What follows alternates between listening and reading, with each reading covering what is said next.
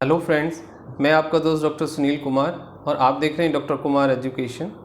आज हम बात करेंगे कि कोविशील्ड की जो सेकेंड डोज़ है उसमें डिस्टेंस क्यों कोई 8 वीक, कोई 4 वीक्स, कोई 12 वीक्स, इस तरह की बातें करते हैं और ये क्यों बढ़ाया गया, इसके पीछे क्या क्लिनिकल रीज़न है और ये कन्फ्यूज़न क्यों है। बहुत सारे लोग एक डोज़ के बाद ये क्वेरीज़ कर रहे हैं, ये बार बार पूछ रहे हैं कि भाई सेकेंड डोज़ अब हम कब लें, वो कब लगेगी, हमें टाइम कुछ दिया लेकिन अब वो नहीं दिखा रहा है, अब ये लेट लगेगा, ऐसा क्यों हुआ है। तो सबसे पहले मैं आपको एक बात क्लियर कर दूं कि जो फर्स्ट डोज़ है वैक्सीन की वो आपके इम्यून रेस्पॉन्स को स्टार्ट करती है, यानी आपकी बॉडी के अंदर इम्यूनाइजेशन स्टार्ट होता है।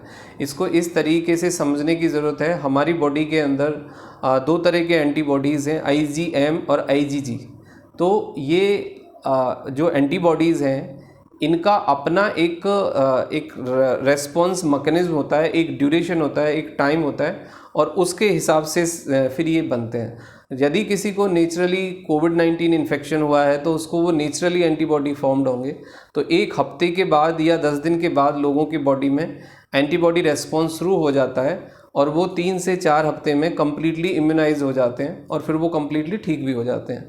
तो ये एक नेचुरल प्रक्रिया है।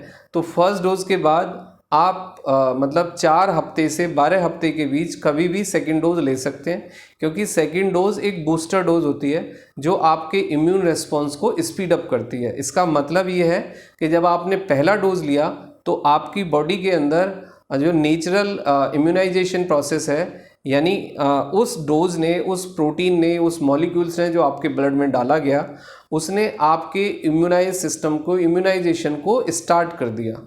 अब इम्यूनाइजेशन जब स्टार्ट होता है, एंटीबॉडी जब फॉर्मेशन शुरू हो जाता है, तो उसके बाद ये जो सेकेंड डोज है इसको हमने एक बूस्टर डोज बनाया है जिससे कि वो स्पीड अप हो जाए, क्योंकि सभी का इम्यून रिस्पॉन्स अलग अलग होता है।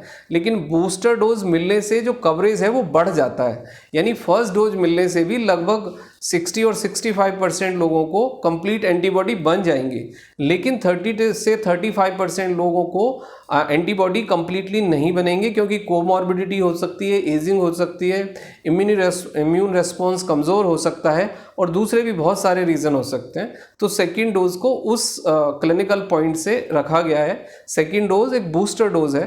फर्स्ट डोज जो है वो आपका इम्यूनाइज प्रोसेस को इनिशियली स्टार्ट करने के लिए है और फर्स्ट डोज वैक्सीनेशन ही बहुत सारे लोगों में एनफ होता है।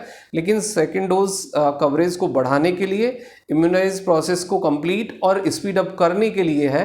तो 4 हफ्ते से 12 हफ्ते के बीच जब भी आपको मौका मिले या जब भी आपको डेट मिलती है तो वो आप ले लें, उससे कोई नुकसान नहीं है आपको।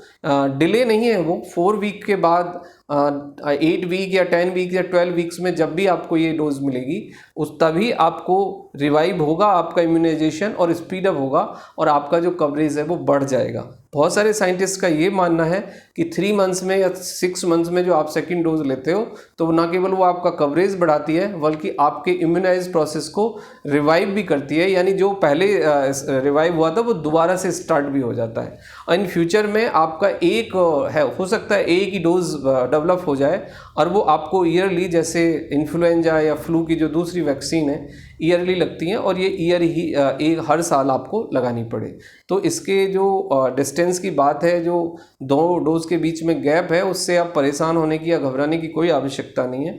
आप 4 हफ्ते से 12 हफ्ते के अंदर कभी भी वो सेकेंड डोज लगवा सकते हैं। Thank you very much and take care yourself.